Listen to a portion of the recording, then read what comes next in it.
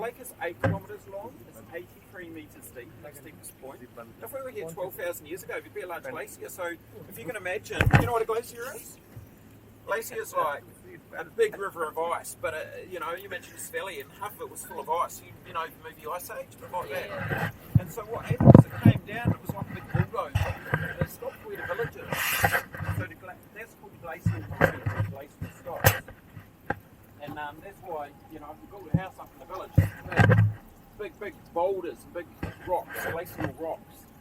Now there's one small glacier still in the National Park, that's at Mount Hopeless. We don't get to see it unfortunately, but it's up that valley and around the corner. That's the only bit of permanent ice we have. All this snow and ice up here, this all melts away in summer. We've only got one little wee tiny glacier and that's it.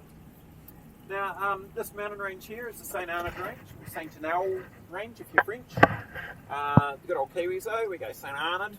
But it's going to be St Anal, the D is actually silent, and it leads on these mountains here, the St Arnaud range, lead onto the Spencer Mountains, which then lead onto the Southern Alps. So technically speaking, this is the start of the Southern Alps. So now it's pretty cool. When we go up to the waterfall, we're also going to go for a little walk through an alpine beech forest as well. I'll give you a bit of a chat about that when we go up there. Now the little village of St Arnaud, the little village up here, it came around in the 1920s when they put the roads through from Blenheim and Nelson. Before that, there's no roads up here. So it's just horse tracks, you know, pack tracks. So people had to come up here by foot or by way of horse. And so we started to get our first permanent residents. And it's just gradually growing. In 1970, there was 40 permanent residents. 1990, there was about 100. We've got about 250 now. But half the houses here are batches. So, yeah, one or two prominent New Zealanders own a batch here. Ashley Bloomfield's got one. You know who Ashley Bloomfield is? Yeah. So we see him walking around quite a bit. So yeah, he's a really, really nice guy. Really well grounded. You know, very you know, doesn't have flash boats or flash cars or anything. He's just pretty.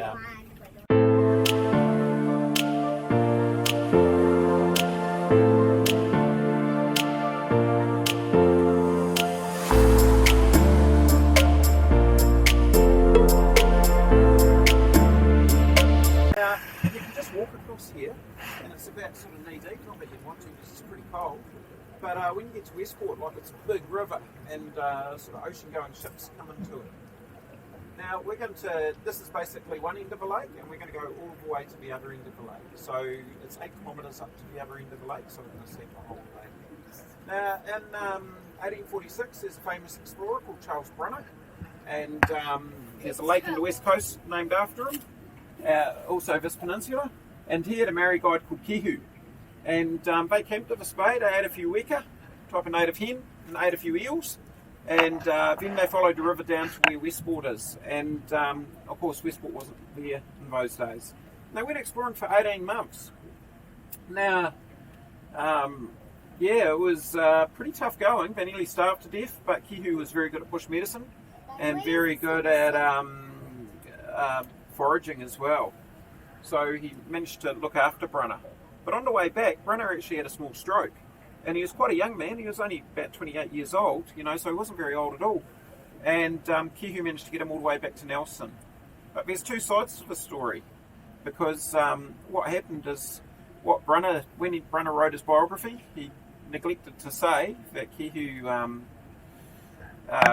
didn't bring along 2 of his wives with him. And the reason he neglected to say that the wives didn't come along was because when Brunner had a stroke, a couple of the wives, they wanted Kihu to leave Brunner, but Brunner wasn't going to leave his mate. You know, he wanted to take his mate back to safety. So old Brunner, he got the snitch, so he was like, right, when he wrote his biography, he's like, I'm going to leave you out of a biography, you know, so he left the wives out.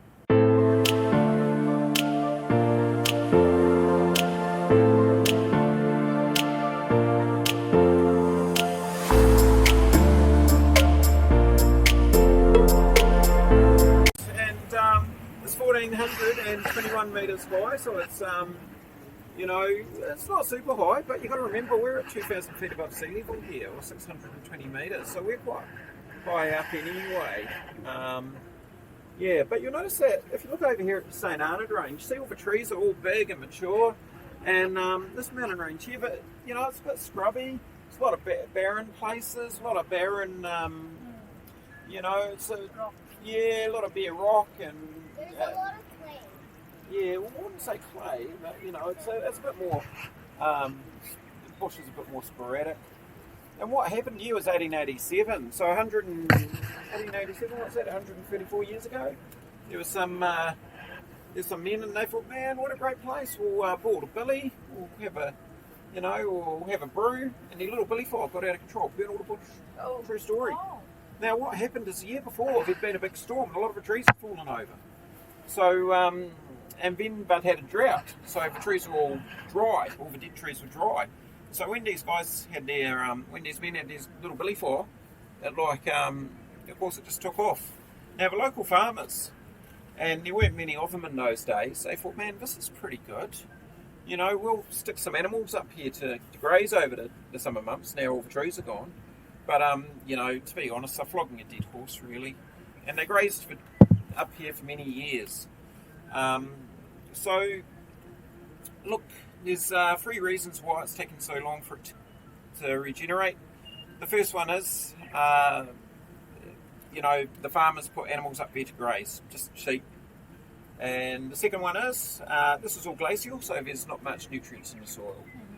The third reason is New Zealand native trees don't really like altitude. Now, if we look at this mountain range here, the tops of these mountains, just where we can see here, are around about 1,600 metres. Now, our tree line, where the trees stop, is around about 1,400 metres. Now, if we go down south, it drops to about 1,000 metres. So, in New Zealand, native trees don't really like altitude. You know, if we're in, say, in Switzerland or, you know, in Central Europe, it's up over 2,000 metres. Parts of Central Asia and South America are up over 3,000 metres. So, yeah, New Zealand has quite a low tree line. Our native trees don't really like altitude that much. So that's part of the reason why as well. They estimate it's going to be 200 or 300 years before these mountains, you know, before this mountain looks like these mountains. So it's just slowly regenerating. Oh, well, folks, shall we go off to the waterfall? Do you want to go and have a look at the waterfall? Yes! Oh, yes! Oh.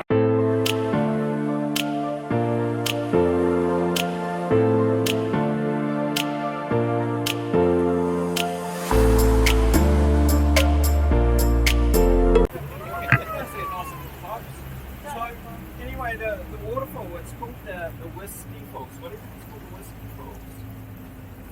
No, it isn't. It's water. Well, that's why it's called a waterfall. But what do you think they made here back in the 1800s, late 1800s? It was totally illegal. What do you think they might have made here?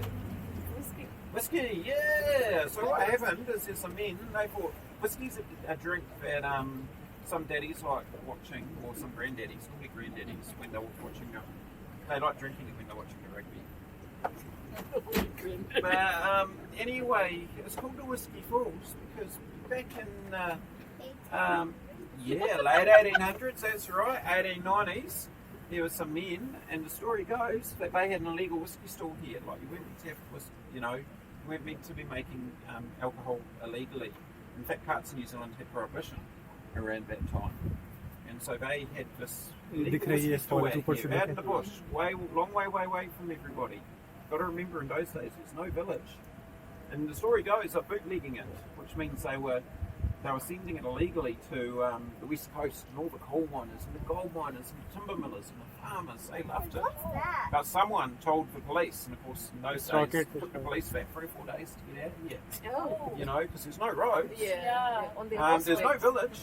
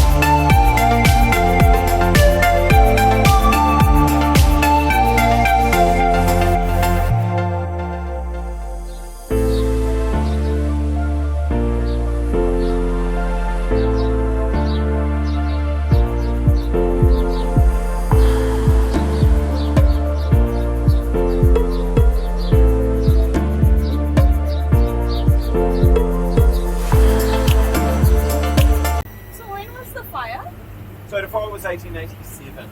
Oh. And you'll notice that some of those trees have that black fungus on them, Yeah. but there's nothing to do with the fire. That's totally natural. Okay. What it is, there's a little insect underneath the bark Yeah. of those trees, Yeah. and he produces stuff called honeydew.